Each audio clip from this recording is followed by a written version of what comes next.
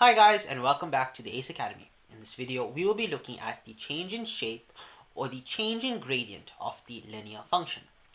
Now, from the previous videos, you have learned what a natural linear function is. It is simply the linear function without any vertical or horizontal shifts and without any change in gradient. Its equation is y is equal to x, right? Now, here's something to get your mind thinking, right? What would happen if I multiplied the x in this formula by any number? How would that affect the shape of the function?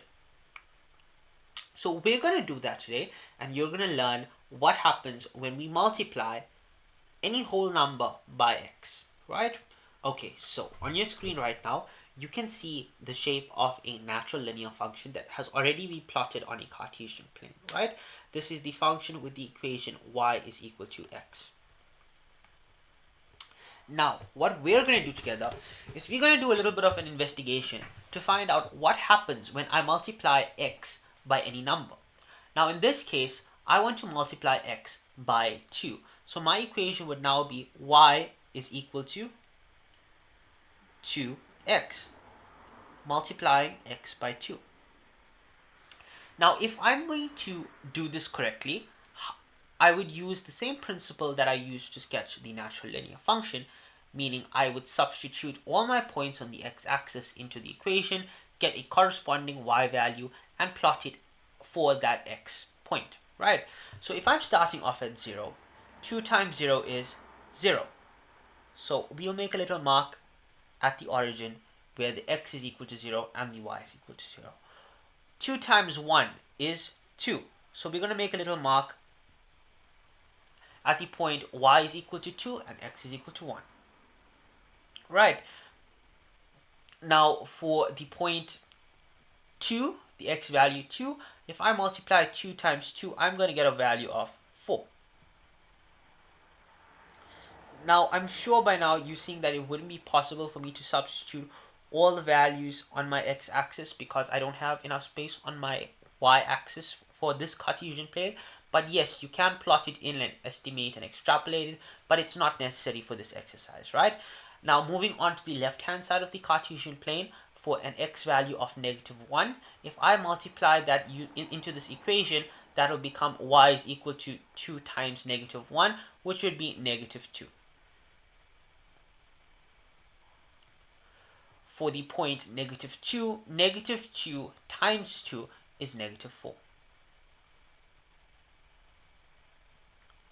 Now, what you're going to see here is that when I plotted these 4 points, right, this graph became significantly steeper. Now, we're going to draw this function in for you guys so you can see it a bit better, and hopefully it'll help you understand this function a bit better. Okay, so it's official. I still can't draw straight lines correctly, but if you guys can see this relatively straight line, you can see the effect that multiplying the x in the linear function equation has on the shape of the function.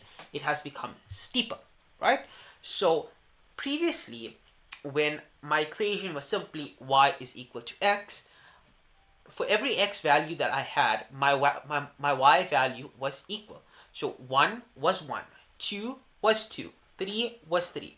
But in this case, where I'm multiplying my x by a whole integer, a whole number, I am now going to get a much steeper slope. So I'm going to have 2 times x. So my y value is going to be 2 times my x value. It's going to be greater. So the steepness increases proportionally, right?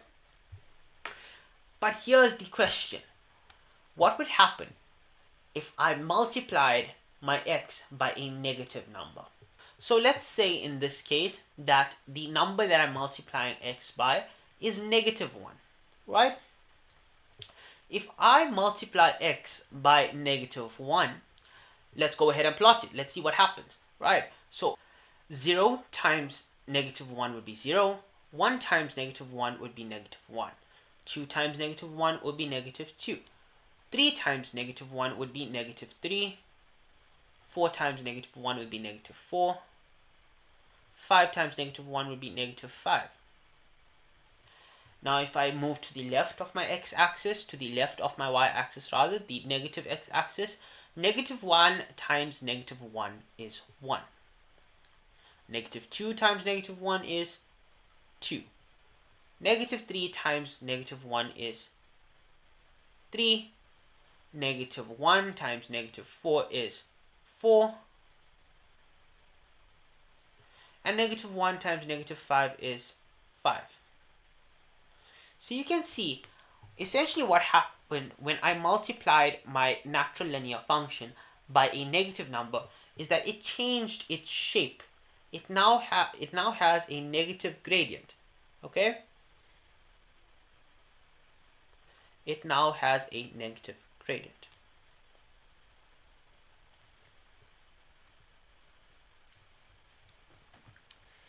So from this, I think that we can take away that if a linear function is multiplied by a positive number, the y values would increase from left to right.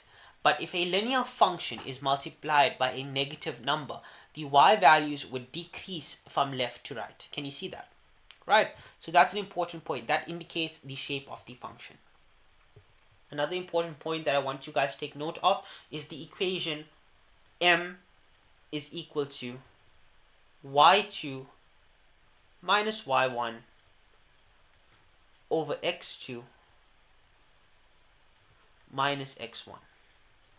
Now, this equation allows us to gauge the change in gradient along a linear function. So in order for me to calculate the gradient of the function for the equation negative 1x, y is equal to negative 1x, that's the yellow function on the screen at the moment, I can take any 2 points on this function and substitute it into this formula, and that would give me the value of the gradient. So what I'm going to do is I'm going to label this point right here point 1, and I'm going to label this point right here point 2. Now if I'm applying my formula to these 2 points, at point 2 the y value is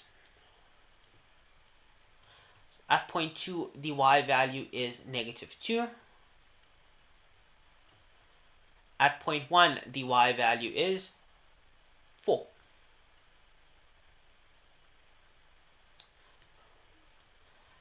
At point 2 the x value is 2, and at point 1 the x value is negative 4.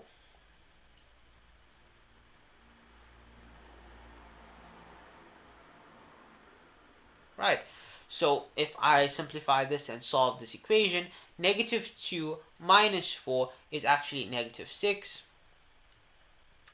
and 2 minus 4 is actually 6.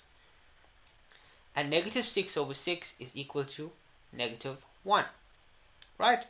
So now the next thing that I want you guys to take note of is the fact that the gradient of any function is the value that is multiplied by x to obtain that function. So quite simply, your equation for any linear function is now going to become y is equal to mx, where m is your gradient. It's that simple, guys. All the best, and I will see you in the next one.